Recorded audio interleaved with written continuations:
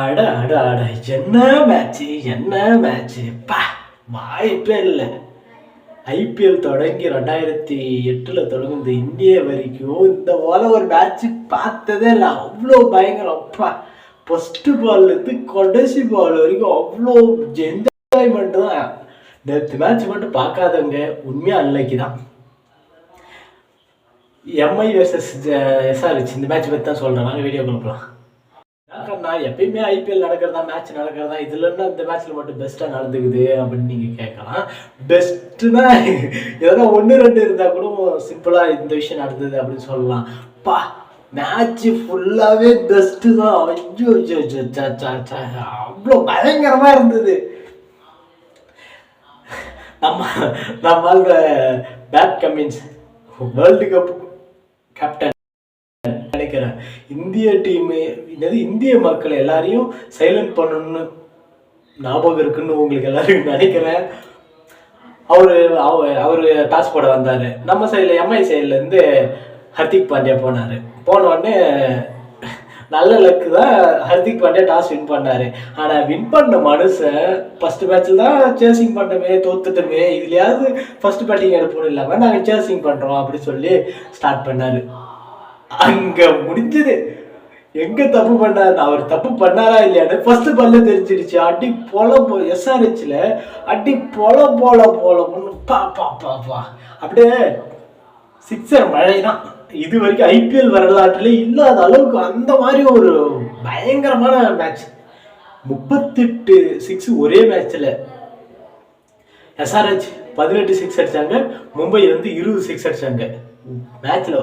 4 வெறும் 31 தான். பார்த்துங்க, 4 விட 6 அதிகம். நான் இது ரெண்டு மட்டும் பேட்ஸ்மேன் எல்லாரும் எந்தெந்த எஸ்ஆர்ஹெச்ல யாரெல்லாம் எவ்வளோ எடுத்திருக்காங்கன்னு சொல்கிறேன் பாருங்க. இருக்கிறதுலே கம்மினா மயங்க் அகர்வால் 11 ரன்னு 13 பந்தில் ஒரே ஒரு 4 மட்டும்தான் அடிச்சாரு. அவரோட ஸ்ட்ரைக் ரேட் வெறும் 84.62. இவர் மட்டும்தான் கம்மி ஓப்பனிங் பேட்ஸ்மேன், இவர் மட்டும்தான் கம்மி. அடுத்தது ஹெட்டு வந்தாரு. ஞாபகம் இருக்குன்னு நினைக்கிறேன். நம்ம கைக்கு வர வேண்டிய வேர்ல்டு கப்பு அப்படியே இழுத்து கொண்டு ஆஸ்திரேலியா கொண்டு கொடுத்தவர். நல்ல ஞாபகம் இருக்குன்னு நினைக்கிறேன். மனுஷன் அப்பா என்ன அடி. வெறும் 24 பந்துல 62 ரன்னு. சும்மா சக்க போடு.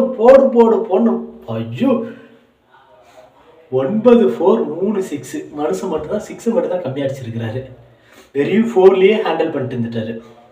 அடுத்தது நம்மாலே அபிஷேக் சர்மா. பயபோல ஒல்லியா இருக்குதுன்னு பார்க்காதீங்க. 23 பந்துல 63 ரன்னு. பாப்பா தலைமை 3 4 தான், 7 6. பார்த்துங்க, வெறும் 6 மட்டும் தான் ஹேண்டில் பண்ணாரு. 3 4 தான், மற்றபடி 7 6 அடி பொழுந்து கட்டாரு. மேன் ஆஃப் த மேட்ச் நேற்று அவர் தான். 273 ஸ்ட்ரைக் ரேட். பார்த்துக்குங்க. அடுத்து மார்க்ரம். அதாவது கடைசி வரைக்கும் அவுட்டே இல்லை. அவங்க 3 விக்கெட் தான் இழந்திருந்தாங்க. மார்க்ரம் 28 பந்துல 42 ரன்னு, 2 4 1 6. அவள் தான். இவர் சாதாரணமாக ஒரு 150 ஸ்ட்ரைக் ரேட்ல விளையாடிட்டு போயிட்டாரு. அடுத்தது இப்போதான் அவங்க ஹீரோட இன்ட்ரோடக்ஷன் கிளாசன். அப்படியே சொன்ன மாதிரியே கிளாசிக்கான மேட்ச், கிளாசிக்கான பேட்டிங், பயங்கரமா ஆட்டி பொலி உரிச்சு எடுத்துட்டாரு. 34 பந்துல 80 ரன்னு, 4 4 7 6. Strike rate 235. கடைசி வரைக்கும் மனுஷன் நாட் அவுட்டு அப்படின்னா பார்த்துக்குங்க. இதுல இருக்கிற எல்லாருமே அப்படியே ஹையஸ்ட் தான். இது மும்பை இந்தியன்ஸ் பவுலர் எக்கனாமி அப்படியே ஹையஸ்ட் அள்ளி கொடுக்குறாங்க. இருக்கிறதுலே கம்மி. அதாவது 9 எக்கனாமியில போட்டா அதுவே ரொம்ப பெரிய அதிகபட்சமான எக்கானமி. ஆனா நேற்று மேட்ச்ல பும்ரா 9 எக்கானமி, அவரோட எக்கானமி 9 தான். அதுதான் இருக்கிறதுல ரொம்ப பெஸ்ட். 277 ரன்னுக்கு தலைமை வெறும் 36 ரன் தான், 4 ஓவர் போட்டு. மகாப்பா அவர் வந்து இப்போ டெபியூ மேட்ச்சு, ஃபர்ஸ்ட் மேட்ச்சு மும்பைக்கு விளையாடுறாரு. 4 ஓவர் போட்டு 66 ரன், 50 எல்லாம் கடந்து போயிட்டாரு. இவர் போயிட்டே இருக்கிறாரு. எக்கனாமி 16.50, கிட்டத்தட்ட ஓவருக்கு 17 ரன் கொடுத்துருக்கிறாரு. அடுத்து பாண்டியா, ஹர்திக் பாண்டியா, கேப்டன் பாண்டியா 4 ஓவர் போட்டாரு, 46 ரன், ஒரே ஒரு விக்கெட் தான் எடுத்தாரு. அதாவது விட்டுதான் பாண்டியா பவுலிங்ல 50 போட்டிருப்பாரு, இன்னும் 4 ரன் மட்டும் தான் கம்மி. எக்கனாமி 11.5. அடுத்தது வந்து நம்மால பும்ரா, பும்ரா வெறும் 4 ஓவர் போட்டாரு, 36 ரன் தான், விக்கெட் இல்லை. ஏன்னா வந்து அப்படியே பும்ராவோட ஓவர் வந்து அடிக்கவே கூடாது, தடவலா பும்ரா வந்தாங்களா தடவிக்கலாம், சும்மா 1-2 மட்டும் அடிச்சுக்கலாம், மற்றபடி மற்ற பவுலர்ஸ் வந்து வராங்களா அடி பொழுப்போம் அப்படின்ற மைண்ட் செட்ல கரெக்டான பிளான்ல வந்து இருந்தாங்க. அடுத்து சாவ்லா 2 ஓவர் போட்டு 34 ரன்னு, ஒரு விக்கெட் எடுத்தாரு, 17 எக்கானமி. பாத்துங்க, யாருமே 15 கீழே இல்லை, எல்லாருமே மேலதான். அடுத்து முலானி, அவர் வந்து 2 ஓவர் போட்டு 33 ரன் கொடுத்திருந்தாரு. அவருக்கு வந்து வெறும் 16.5 ஸ்ட்ரைக் ரேட், இது எக்கனாமி. அடுத்து கோச்சு, அவரு எனக்கு அந்த நேம் கரெக்டாக சொல்றேன்னு தெரியல. கோச்சு அவர் வந்து 4 ஓவர் போட்டு 57, அதாவது 50 எல்லாம் பவுலிங்ல ஒரு 50 போட்டு போயிட்டாரு, ஒரு விக்கெட் தான் எடுத்தாரு. எக்கனாமி வந்து 14.25. ஒருத்தவங்களுக்கு கூட கம்மியா இல்லை, பயங்கரமா அடி பொலின்னு பறந்துட்டாங்க. அதுக்கே எஸ்ஆர்ஹெச் விளையாடும் போது ஒரு கட்டத்துல 300 ரன் போயிடுமா, 300 ரன் வந்து சாதாரணமா போயிடும். இது மயங்க் அகர்வால் மட்டும் கொஞ்சம் நல்லா ஸ்டாண்டர்டா விளையாடிருந்தா, இவங்க மாதிரியே விளையாடிருந்தா இன்னும் 300 ரன் தாராளமா போயிருக்கும். அடுத்தது வந்து நம்ம மும்பை இந்தியன்ஸ் ரோஹித் சர்மாவும் இஷான் கிஷானும். இப்போ இந்த எனக்கு ஒரு சந்தேகம் என்னன்னா, இந்த மாதிரி மேட்ச் முடிஞ்சிடுச்சு, 277 ரன்னு, அப்படியே உள்ள போய் அந்த ட்ரெஸ்ஸிங் ரூம்ல என்ன நடந்திருக்கும், எதுவுமே நடந்திருக்காது. அப்படியே சாதாரணமா மூஞ்சப்பார் முகத்தை பாரு, அது மட்டும் தான் இருந்திருக்கு நினைக்கிறேன். ரோஹித் சர்மாவும் நம்மால இஷான் கிஷானும் வராரு. ஓப்பனிங் பயங்கரமா இருந்தது. இவங்களுடைய ஓப்பனிங் வந்து 3 ஓவர் 50 ரன் அடிச்சிட்டாங்க. இவங்க வந்து இன்னும் கொஞ்ச நேரம் இருந்த ஒரு பவர் பிளே முடிகிற வரைக்கும் ரோஹித் சர்மா வந்து வெறும் 12 பந்துல 26 ரன், 1 4, 3 6 அடிச்சிருந்தாரு. Strike rate 216. அடுத்து தலைவன் இஷான் கிஷான், அவர் வந்து 13 பந்துல 34 ரன், வெறும் 13 பந்துல 34 ரன், 4 6 2 4. எக்கனாமி வந்து 261. இவங்க 2 பேர், ரோஹித் சர்மாவும் இது நம்மால இஷான் கிஷான் விளையாடும் போது கண்டிப்பா வின் பண்ணிடும் அப்படின்ற போல அந்த மைண்ட் செட்டில் தான் இருந்தது. எப்படி இதெல்லாம் அடிச்சு இன்னும் கொஞ்ச நேரம் விட்டு அடிச்சு 15 ஓவர்ல முடிச்சு விட்டுருவாங்க போல அப்படின்னு இருந்தா 2 பேருமே out. Rohit Sharma, Pat Cummins முடிச்சு விட்டாரு, அபிஷேக் சர்மா தான் கேட்ச் பிடிச்சாரு. அடுத்தது ஒன் டவுன் வந்து புது பிளேயர் தான், நான் இது வரைக்கும் பார்த்தது இல்லை, எம்ஐல பார்த்தது இல்லை. அவர் வந்து 14 பந்துல 30 ரன், 2 4 2 6, அதாவது பஞ்சுமே இல்லை, நான் 2 4 அடிச்சுக்கிறேன், 2 6 அடிச்சுக்கிறேன், 214 ஸ்ட்ரைக் ரேட். அவர் மட்டும் கொஞ்சம் நார்மலா. அடுத்து தலைநத்துல கோர்மா, இளம் கன்று பயமறியாதுன்னு சொல்லுவாங்க. 34 பந்துல 64 ரன், சும்மா சக்கா போட்டாரு. 2 4 தான், 6 6 சும்மா. அவருக்கு வந்து அது வந்து ஹோம் கிரவுண்டு, அவருக்கு சும்மா மனுஷன். நான் தான் அவரு திலக் வர்மா வந்தது, நான் இருக்கேன் பார்த்துக்கலாம் அது போல சொன்னாரு. இது வந்து ஆல்ரெடி சூரியகுமார் வந்து ஒரு மேட்ச்ல ஒரு 2 வருஷத்துக்கு முன்னே சொல்லியிருப்பாரு, நான் இருக்கேன் நான் பார்த்துக்கிறேன் அப்படின்ற போல. ஆனா அவர் வந்து அதில் ஜெயிச்சு கொடுத்துட்டு சொல்லுவாரு, இதுல வந்து ஜெயிக்கிறதுக்கு முன்னாடி சொன்னதால ஜெயிக்க முடியல, அது வேற கதை. அடுத்தது வராது பாண்டியா, சும்மா பேண்டு கிட்ட போட்டு வந்தாரு. 20 பந்துல 24 ரன் தான். கேப்டன் பாண்டியா, மன்னிச்சிருங்க, கேப்டன் பாண்டியா வராரு. 1 4 1 6.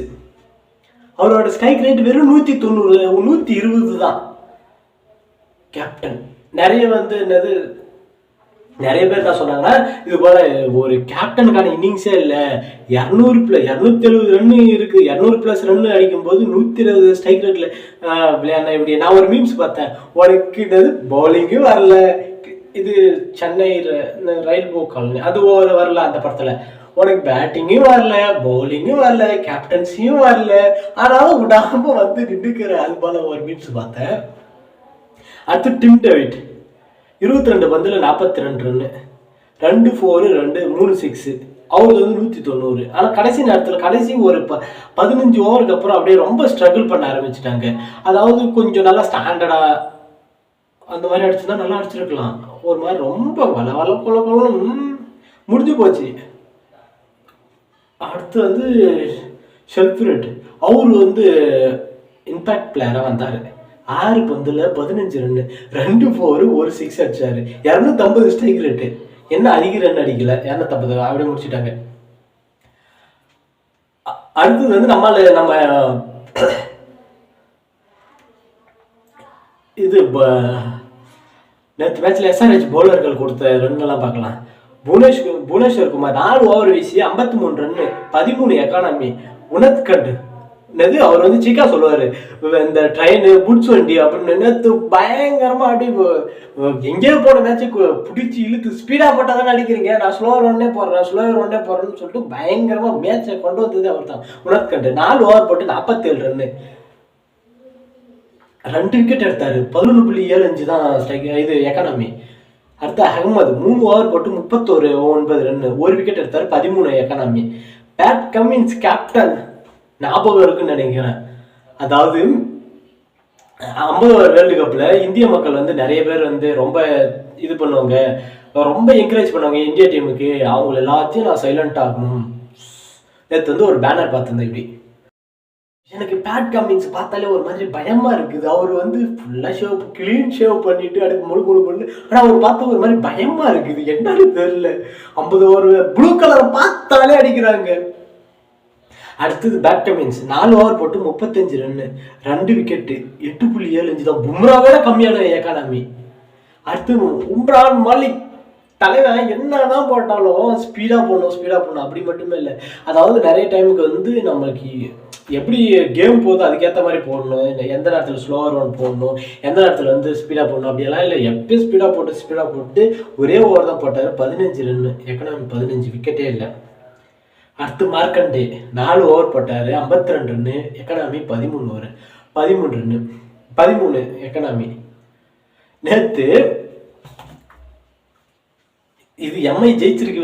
இவ்வளோ இதுலயும் பாண்டியா வந்து அப்படியே பேண்ட கண்டெல்லாம் கட்டு இப்படி அவ்வளோ ஒரு இதுல போறாரு. ரோஹித் சர்மா வந்து எப்பயும் போல அவர் வந்து ஜெயிச்சு கொடுக்க வேண்டிய மேட்ச் நேற்று வந்து அவர் வந்து ஒரு பவர் பிளே வரைக்கும் நின்று இருந்தாலே மேட்ச் கண்டிப்பா ஜெயிச்சிருக்க வாய்ப்பு இருக்கு. நிறைய பேர் வந்து பாண்டியா வச்சு செஞ்சு விட்டுறாங்க. என்ன கண்ணா எம்பை இந்த அளவுக்கு இதுக்கு வந்து இது வரைக்கும் ஹையஸ்ட் ரன் அடிச்சது வந்து ஆர்சிபி 263 ரன் அடிச்சிருந்தாங்க. அதெல்லாம் ஓரம் தள்ளிட்டு இவங்க வந்து எஸ்ஆர்ஹெச் வந்து அடி பொலி 277 ரன்னு. ஆனா என்ன இருந்தாலும் மும்பை வந்து நிறைய மேட்சை விட்டு கொடுத்துட்டாங்க. அப்படியெல்லாம் இல்லை, பயங்கரமா அப்படியே கடைசி வரைக்கும் மேட்ச்ல இருந்தாங்க. இதே எனக்கு தெரிஞ்ச வரைக்கும் இந்த 10 டீம்ல வேற எந்த டீமா இருந்தாலும் அவங்க வந்து ஒரு 100 ரன் 150 ரன் 200 ரன் வித்தியாசத்துல கூட அந்த பிரஷர்ல 200 ரன் வித்தியாசத்துல கூட ஜெயிச்சிருக்க வாய்ப்பு இருக்கு. ஆனா மும்பை வந்து கடைசி கட்டப்பாற டீம் சும்மா சொன்னாங்க, கடைசி வரைக்கும் நின்று அடிச்சு இன்னும் வந்து கொஞ்சம் ஸ்டாண்டர்டா ஸ்கையெல்லாம் இருந்ததுன்னா கண்டிப்பா வந்து வின் பண்ணிருக்கே வாய்ப்பு இருக்கு. இது மட்டும் இல்லாம நீங்க சிஎஸ்கே வந்து இதுக்கு முன்னாடி நடந்தது, ஜடேஜா கிட்ட கேப்டன்சி கொடுத்து அதை கொஞ்சம் பாதியில வந்து அப்படி இப்படி போன அது ஒரு பெரிய பஞ்சாயத்தே போச்சு. அது போல இது வந்து அப்ப வந்து பாதி செகண்ட் ஹாஃப்ல வந்து தோனியே கேப்டன்சி பண்ணாரு.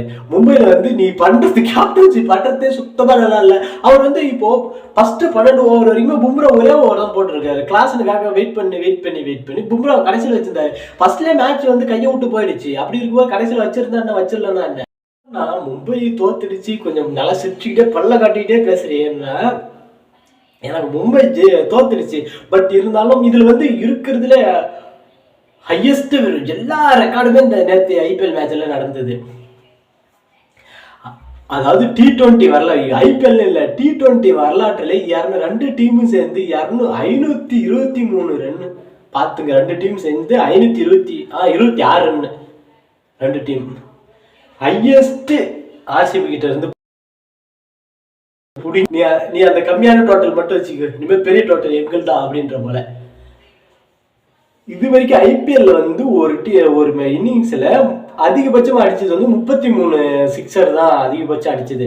ஆனா நேத்து மேட்ச்ல 38 சிக்ஸர், எஸ்ஆர்ஹெச் வந்து 18 சிக்ஸ் தான் அடிச்சிருந்தாங்க.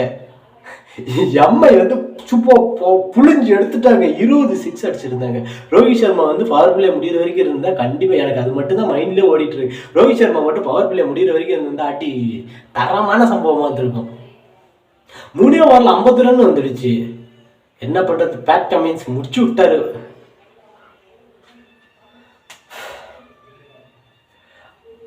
கேப்டன்சி பத்தி சொல்லும் போது அதை வேற மறந்துட்டேன். எனக்கு என்ன சொல்றதுன்னு தெரியல. அந்த சிஎஸ்கே ஜடேஜா தோனி இந்த பஞ்சாயத்து பண்ண மாதிரி இப்போ வந்து நீ இந்த பண்றதே நல்லா இல்லப்பா, நீ வந்து இந்த ரோஹித் கிட்டே கேப்டன்சி கொடுத்துரு அப்படின்ற போல இருக்கு. ஆனா அப்படி வந்து ரோஹித் சர்மா கிட்ட மறுபடியும் கேப்டன்சி வந்துடுச்சு. அப்புறம் பார்த்துக்க, நேற்று இது வேற சொல்ல பார்த்துட்டா பாதிக்கு மேல ரோஹித் இது பாண்டிய வர முடியல போல. அண்ணா அண்ணா நீயே சொல்லுல என்ன பண்ணலான்னு. போன மேட்ச்ல என்ன 6 லைன்ல நிக்க வச்சல, நீ போ அண்ணா நானால. அது வந்து அவர் வந்து அங்க இது போ சொன்னாரு. அது வந்து ஒரு மீன் சொல்லி பார்த்தேன், அண்ணா நானண்ணா ஆமா வேற வழி இல்லை நான் போறேன் அப்படின்னு சொல்லிட்டு அவர் போய் அங்க நின்று இருந்தாரு. பாதிக்கு மேல அவருக்கு என்ன பண்றதுன்னு தெரியல. அதுக்கப்புறம் ரோஹித் சர்மா தான் ஃபீல்டெல்லாம் செட் பண்ணிட்டு இருந்தாரு.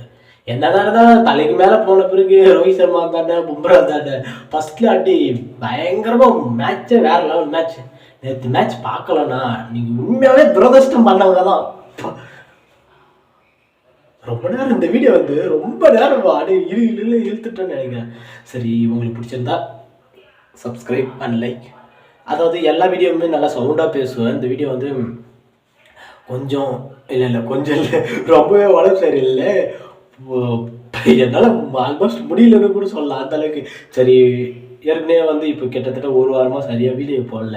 அதனால தான் சரி இந்த ஒரு வீடியோ வந்து இது வந்து ஒரு நல்ல டாபிக், பயங்கரமான டாப்பிக்காக இருக்கு, இது எதுக்கு விடுபடும் அப்படின்னு சொல்லிட்டு தான் இன்னைக்கு போட வேண்டிய டாபிக். அது வந்து சரி இன்னைக்காக ஒரு நாள் தலைனாலும் பரவாயில்ல. சுத்தமாக எனக்கு வந்து ரொம்ப ரொம்ப உடம்பு இல்லை அந்த அளவுக்கு இருந்துடுச்சு. அதனால தான் இந்த வீடியோ இவ்வளோ நேரம் வரைக்கும் ஃபுல் காலையிலேருந்து இது வரைக்கும் ரெஸ்ட் தான் எடுத்துருந்தேன். அப்படி இருந்தாலும் சரி